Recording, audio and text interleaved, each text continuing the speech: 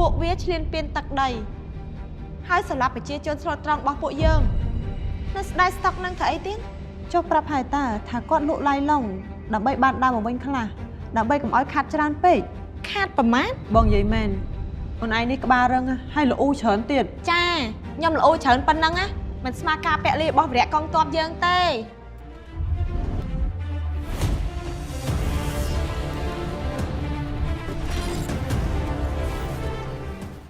នៅពេលម៉ោង 11 ព្រឹកថ្ងៃទី 15 ខែធ្នូ ឆ្នាំ 2025 នេះយោធាថៃកាន់តែពង្រីកសកម្មភាពឈ្លានពានដែនអធិបតេយ្យកម្ពុជាដោយទម្លាក់ក្របែកនៅស្រុកព្រះរាជព្រះខេត្តវត្តមានជ័យ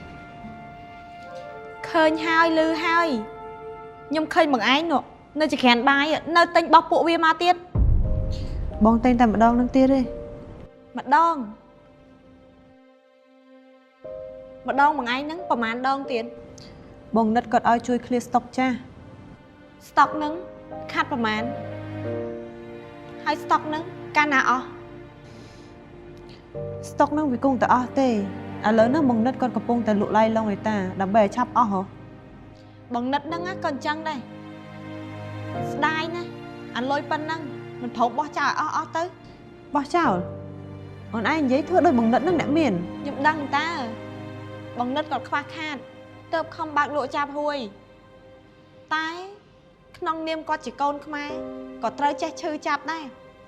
ពួកវាឈ្លានពានទឹកដីហើយសម្រាប់ប្រជាជនស្លូតត្រង់របស់ពួកយើងគាត់មិនមែនមិនចេះឈឺចាប់ណាអូនគាត់ក៏ចេះឈឺចាប់ដោយប្រជាពលរដ្ឋយើងទូទៅអញ្ចឹងគាត់ក៏ចេះយំដោយប្រជាជនភៀសសឹកដែលបាត់បង់សាច់ញាតិរហូតគាត់បដិញ្ញាថាឈប់ប្រើប្រាស់ផលិតផលពួកវាទៀតហ៎បើបដិញ្ញាហើយនៅស្ដាយស្តុកនឹងធ្វើអីទៀតចុះប្រាប់ហើយតាថាគាត់លក់ឡាយឡុងដើម្បីបានដើមមកវិញខ្លះដើម្បីកុំឲ្យខាត់ច្រើនពេក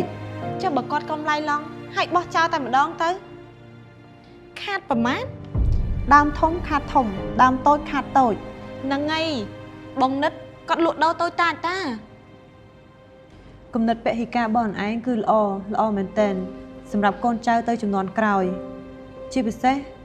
ដើម្បីគ្រប់គ្រងផលិតផលក្នុងស្រុកនិងជាផលិតផលរបស់ប្រជាជនខ្មែរទាំងអស់ហ្នឹងគឺដើម្បីសង្គមជាតិយើងទៅថ្ងៃមុខប៉ុន្តែគួរតែទុកពេលឲ្យអាជីវករយើងខ្លះដែរដើម្បី clear stock ចាស់ទាំងអស់នោះ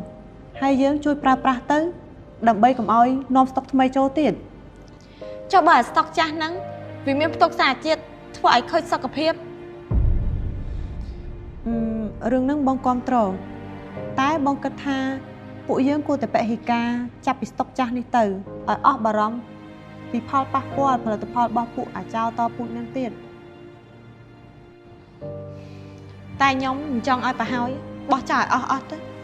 ហើយបងនិយាយមែនអូនឯងនេះក្បាលរឹងហើយល្អច្រើនទៀតចាខ្ញុំល្អច្រើនប៉ុណ្ណឹងណាមិនស្មើការពាក់លីរបស់វរៈកងទ័ពយើងទេបងដឹងហើយចាំបងយកទៅបោះចោលហើយអត់មានស្អែកទៅទិញទៀតទេណា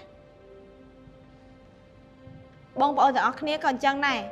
ត្រូវតែពហិការមិនមែនថ្ងៃនេះក៏មិនមែនថ្ងៃស្អែកគឺជារៀងរហូត